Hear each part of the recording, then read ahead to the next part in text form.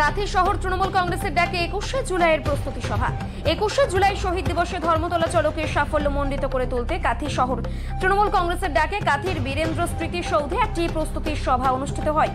প্রস্তুতি সভায় বক্তব্য রাখেন কাঁথি সাংগঠনিক জেলা তৃণমূল কংগ্রেসের সভাপতি পীযূষ কান্তি পণ্ডা, কাঁথি পৌরসভার ভাইস চেয়ারম্যান ডক্টর নিরঞ্জন মান্না, কাঁথি শহর তৃণমূল কংগ্রেসের সভাপতি হরিসাধন দাস অধিকারী, শহর মহিলা তৃণমূল কংগ্রেসের সভানেত্রী ইলা মান্না, কাউন্সিলর অতনুগিরি, আলেম আলী খান, তনুশ্রী চক্রবর্তী ভট্টাচার্য, পম্পা জানা মাইতি, রুমা দাস, কাঁথি ১ ব্লক তৃণমূল সভাপতি সুনীত পট্টনায়ক, মহিলা নেত্রী তানিয়া জানা প্রমুখ।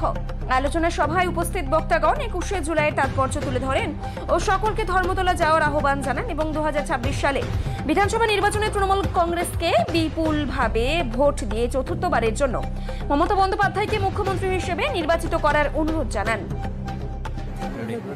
দাদা, ২১শে জুলাইয়ের একদম শেষ মুহূর্তে প্রস্তুতি কি বলবেন? না দেখুন, এটা ২১ মানে আমাদের কাছে একটা আবেগ।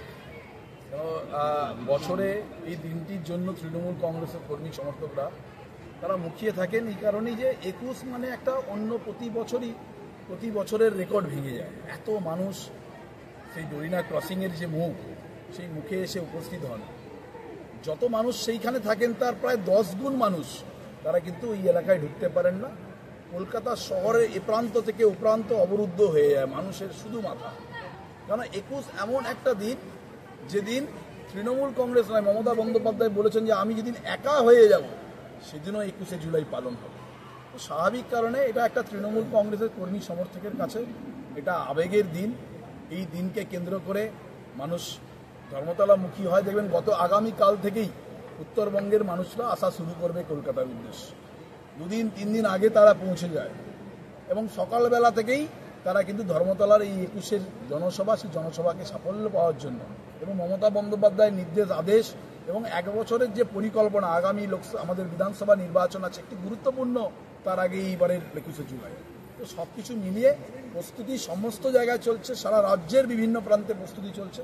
আজকে কাঁথি শহর তৃণমূল কংগ্রেস আমরা সেই প্রস্তুতি নেব এবং উপচে পড়া মানুষের ভিড়, জনজোয়ার বলা যেতে পারে। এই হল ধরেনি, হলে যতটা আমাদের ক্যাপাসিটি ছিল তার অর্ধেক ধরেছে, অর্ধেক মানুষ বাইরে উপস্থিত করছিলেন। দেখা গেল অনেক কাউন্সিলর অনুপস্থিত। না, কোনো কাউন্সিলর অনুপস্থিত নেই, প্রত্যেকেই সবাইকে আমন্ত্রণ জানানো হয়েছে এবং কম বেশি সকলেই এসেছেন। যারা আসতে পারেনি, শারীরিক অসুস্থতা আছেন, অনেকে বাইরে আছেন, কেউ আসতে পারেনি। এখানে কোনো এরকম কোনো মেসেজ নেই যে কাউকে ডাকা হয়নি, কেউ আসে। কাঁথি পৌরসভা থেকে যারা যাবেন কিভাবে যোগাযোগ? নিশ্চিতভাবে সেগুলো আমরা দলীয়ভাবে ব্যবস্থা করব। প্রতিবারেই যান, এবছর নতুন করে কিছু নয়। এবছর বাড়তি উদ্দীপনা আছে, উন্মাদনা আছে, যেহেতু আগামী 4-5 মাস পরেই নির্বাচনের দামামা বাজবে।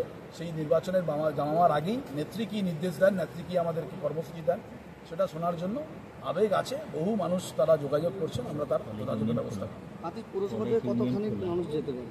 দেখুন, এখন আমরা একদম রাজ্যের শেষ প্রান্তে আছি। আমাদের পূর্ব মেদিনীপুর জেলা একটি রাজ্যের বর্ডার। এখান থেকে কলকাতা বহু মানুষকে আমরা নিয়ে যাওয়ার চেষ্টা করি, কিন্তু সকলে হয়তো পৌঁছতে পারে না ইচ্ছে থাকলেও। কারণ এখানে তো আমাদের ট্রান্সপোর্টেশন বলতে বাস, ট্রেন গিয়ে পৌঁছয় না। তো সমস্ত যতটা পারবো আমরা বেশি সংখ্যক বাস, ছোট গাড়ি, কীভাবে মানুষকে পৌঁছে দেওয়া যায় তার ব্যবস্থা। ২১শে জুলাইয়ের সামনে রেখে কি ২৬-এর প্রস্তুতি শুরু করলেন?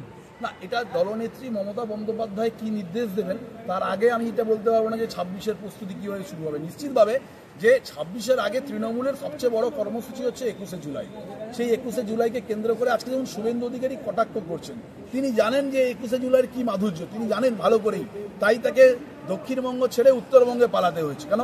তিনি সহ্য করতে পারবেন না যেখানে মমতা বন্দ্যোপাধ্যায়ের একদিনের নোটিশে কলকাতায় গতকাল দেখেছেন যে লাখ লাখ মানুষ তারা রাস্তায় নেমেছিলেন, আর শুভেন্দু অধিকারীকে ৪০ জনকে নিয়ে মিছিল করতে হয়েছে। পার্থক্য ছিল, পার্থক্য আছে, পার্থক্য থাকবে।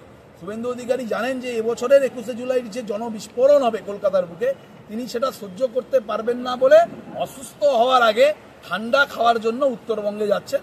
উত্তরকন্যা অভিযান করে কোনো লাভ নেই। যেখানে ছিটেপটা হয়তো সংগঠন কিছুটা আছে, সেইখানেই চলে যেতে হচ্ছে শুভেন্দু অধিকারীকে। দক্ষিণবঙ্গে শুভেন্দুর কিছু নেই, নিজের এলাকায় শুভেন্দুর কিছু নেই। নিজের এলাকায় যারা বিধায়ককে ধরে রাখতে পারে না, মেম্বারদের ধরে রাখতে পারে না, তাদেরকে উত্তরবঙ্গেই যেতে হবে। কেন উত্তরবঙ্গে এই কারণেই যাচ্ছেন, বিজেপির কখনো কখনো এমএলএরা উত্তরবঙ্গকে বাংলা থেকে ভাগ করার কথা বলছেন, কখনো কখনো তারা আলাদা রাজ্যের কথা বলছেন। তাই শুভেন্দু অধিকারী উত্তরবঙ্গে গিয়ে এটা আবার উস্কে দেন কিনা দেখুন, যে শুভেন্দু অধিকারীর যে ইচ্ছে যে বাংলার মুখ্যমন্ত্রী হবে, সেটা ওই বাংলায় থেকে তার কখনো স্বপ্ন পূরণ হবে না, তাই তিনি উত্তরবঙ্গের দিকে এগিয়ে যাচ্ছেন।